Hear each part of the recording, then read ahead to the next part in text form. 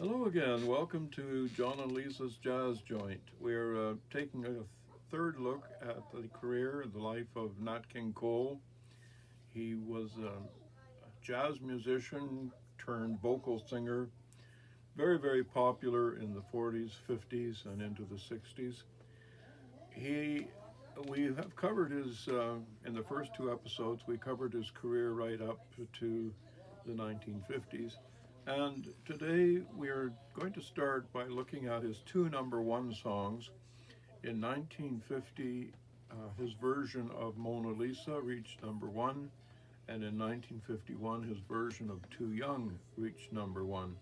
So that's going to be our starting point for today, and then we'll take a look at his career after that. So without any further ado, we'll start with Mona Lisa. And those of you who have been following John's Jazz Joint will remember that we did a whole episode on Mona Lisa and the history of that song.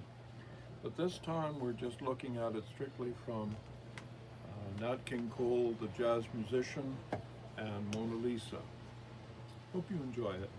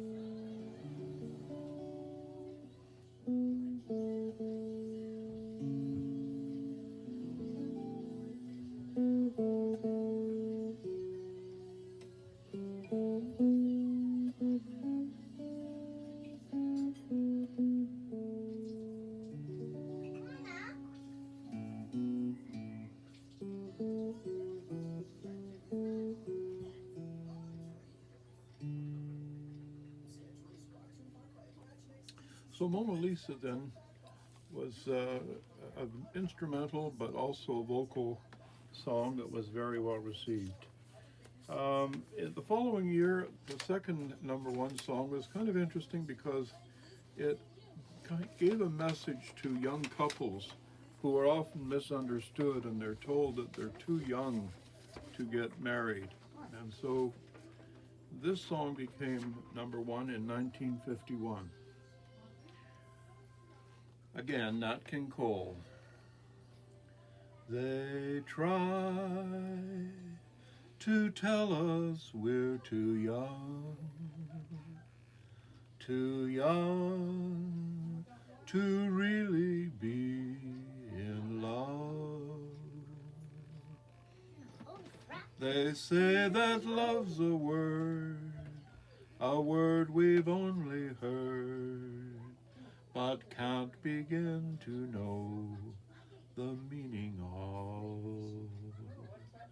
And yet, we're not too young to know this love will last, though years may go. And then someday they may recall we were not too young at all. So, a song with a message following World War II and the Korean War and young people needing to get together. So, there were a lot of highlights. I think we've mentioned before that in 1946, he was the first black musician to have a radio show of his own.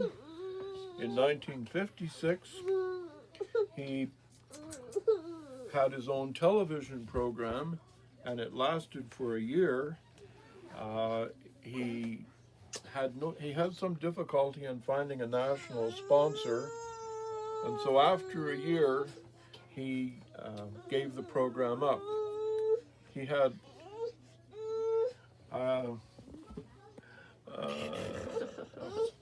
keep going, keep going. we got you. It's floating a little. Hopefully nobody gets sick. Okay, there we go. Back on. In 1957, he canceled the program after a year because there was not any national sponsor willing to look after to pay for the programming. So he had put $500,000 in terms of his own income from cafes and so forth, from nightclubs, and I guess after a year he felt there was no future in it. So in 1957 he canceled the first television program with NBC.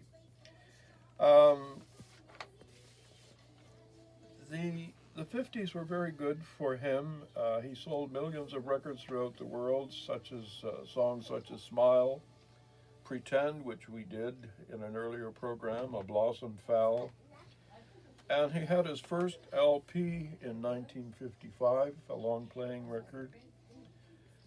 And in 1959, he received a Grammy Award for the best performance by a top 40 artist. Interestingly enough, in 1958, he went to Havana, Cuba, and recorded in Spanish. And this was very well received. However, the hotel that he was staying at, they had him entertain, but they would not keep him because of the color bar, even in Cuba. He would go back in later years, and he recorded 2 more albums entirely in Spanish, and also one in Japanese. He was a very interesting kind of guy. When rock and roll came along, he, like all the other crooners, took a bit of a hit, but it didn't stop him from recording. And he had an off-Broadway show in the 1960s, and the song Rambling Rose also became very popular. So while he was playing at the Sands in Las Vegas, he began to feel a pain in his back, and it had originated, you remember we talked about the attack on him in 1956 in Birmingham, Alabama, how some people had tried to kidnap him and he had fallen off the bench and had hurt his back. Well, that sort of thing reappeared again in 1964, that pain. And so he was working in San Francisco when he was finally persuaded to seek medical help. And they found a malignant tumor in the advanced state of growth on his left lung. And so he was a heavy cigarette smoker, and this had led to the growth of that tumor. And he had made a commitment that if he was to survive, he would do advertisements against cigarette smoking. However, his final recordings then would be made in the end of 1964, and he eventually would pass away in the spring, in January of 1965, February 15th, 1965, and the funeral then was held in Los Angeles with all kinds of people. The other thing I think I may have mentioned before, was that following that attack in 1956, he reevaluated his commitment to the NAACP, the Advancement of Colored People in the United States. And he became a member, and he took part in the March in Washington in 1963 and became much more involved in the whole business of fighting against racial discrimination. So we're going to end today with a tune that he recorded in 1951, and 40 years later, his daughter, NatKing Cole, collaborated with him, and the two of them made a hit in 1991 called Unforgettable. And it would be, again, a #1 song for NatKing Cole. And so we'll take a look at Unforgettable. Unforgettable, that's what you are. Unforgettable, though near or far. Like a song of love that clings to me. How the thought of you does things to me. Never before has someone been more unforgettable in every way, and forevermore, that's how you'll stay. That's what, darling, it's incredible that someone so unforgettable thinks that I am unforgettable too. Well, that concludes our look at NatKing Cole. He died a young man, 46, and had a wonderful career. His daughter, Natalie, went on to have, again, a recording career. Unfortunately, she died as well of congestive heart failure at the age of 65.